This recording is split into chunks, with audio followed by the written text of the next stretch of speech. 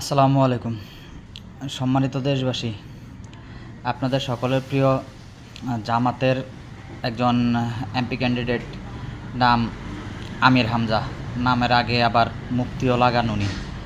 তো ওনাদের মুফতি আসলে কোন ক্যাটাগরি থেকে আসে বা এটার মুফতির মূলত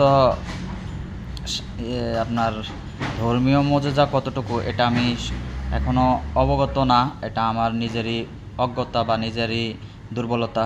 সে যাই হোক, আমরা মুফতিকে ভাবতাম যে মুফতি অনেক মর্যাদা সম্বলিত একটি স্ট্যাটাস ব্যক্তি পর্যায়ে। তো আপনাদের সকলের প্রিয় মুফতি আমির হামজা গত পরশু একটা ওয়াজে একটা মাহফিলে বক্তব্য দিয়েছেন।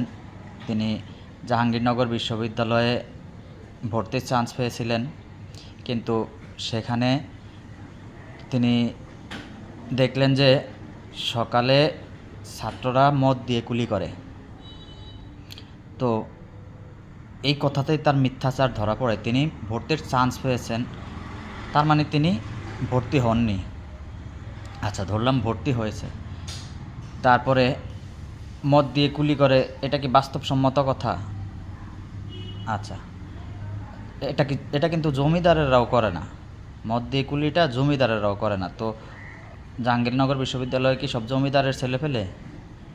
বাদ দেন এই ব্যাপারটা। তারপরে আরেকটা অভিযোগ তুলল কি, বিগত 17 বছর নাকি ওখানে আজান দেওয়ার সুযোগ দেওয়া হয় নাই। 17 বছর পরে ওখানে আজান দেওয়ার সুযোগ করে দিয়েছে শিবিরেরা।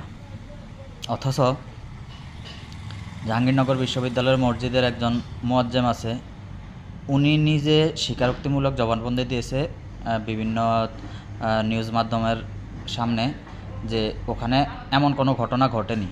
ওখানে নিয়মিতই আজান এবং নিয়মিতই সালাত আদায় করতে পারত মানুষ।